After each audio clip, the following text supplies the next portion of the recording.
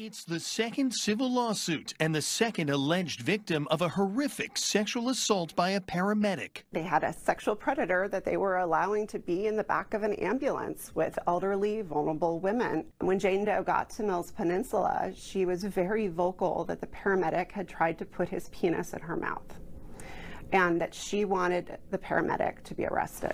Somebody wasn't doing their job, that the company wasn't doing their job. We believe the facts are going to show that they either didn't do a background check or they didn't do a proper background check. There's no amount of money that can fix what happened. YouTube will push out inappropriate and disturbing content to children even when they clearly do not want to receive that type of content. And it can be harmful in a lot of different ways, especially with the female population, but also boys. Some of it is body shaming, making the kids feel bad about themselves. It can be sexualized content as well. Because this is a situation where people chose getting thrills over the safety of others. The parents who permitted their son to drive a modified vehicle that was owned by the parent, but owned by the father.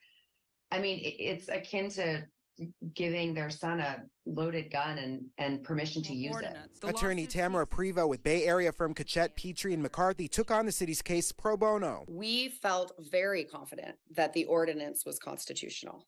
The city did a lot of work on the front end to really craft something that it believed would be upheld, because the city is not taking guns away from people. Prevost says they're ready to continue fighting. We are going to fight for the constitutionality of this law until the very end. It may go up to the U.S. Supreme Court. We're prepared for that. These are lessons that any utility company who's been paying attention for the last decade would have foreseen as both what I call predictable and preventable. You don't have a fire without a spark. That spark starts when the power is on.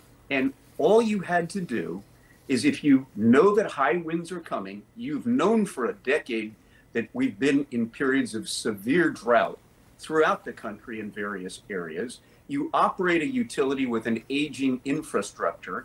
You have a proactive plan in effect that allows you to do a power safety shutoff. Communities near Richmond are still reeling today after a flaring incident at the Chevron refinery spewed clouds of thick black smoke into the air.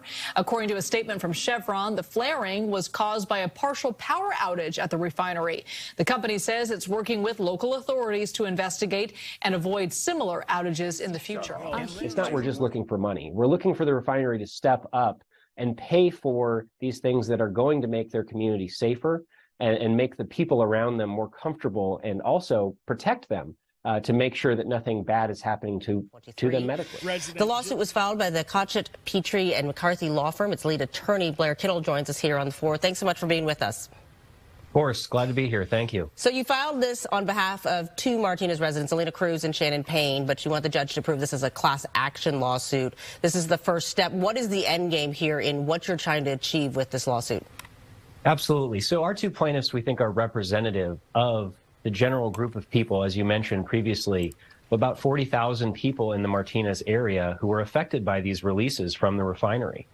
Our main objective is to make sure that these people's health and that their future is taken care of.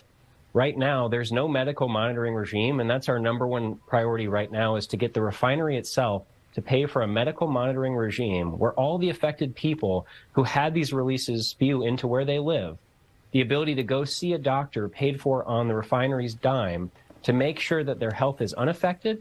And then if anything does happen to them that's a result of this release, that the refinery will pay for any treatment they need, and to go ahead and proactively do that. Update at a San Francisco luxury high-rise that flooded last year. The tenants who've been displaced all this time will not be able to return until the new year. Tenants of 33 Tehama received a letter saying this week, they received that letter saying they will not be back in that building until the first quarter of next year at the earliest. Now, flooding first forced the residents from the building in June of last year. This is south of Market, near the Bay Bridge. Really a nice building. Many people feel the building's owner keeps moving the goalposts when it comes to getting back into their apartments. Well, the tenants of a luxury high-rise building in San Francisco that was flooded last summer, won't be able to go back to that building this year. The owner of the 35-story tower at 33 Tehama Street sent an email to residents saying their move-in date has been pushed back again. According to SF Gate, the message says there needs to be a final inspection by the city next month. Then residents will get more information after that. Developers have been trying to repair that building after 20,000 gallons of water flooded the building in June and August of 2022.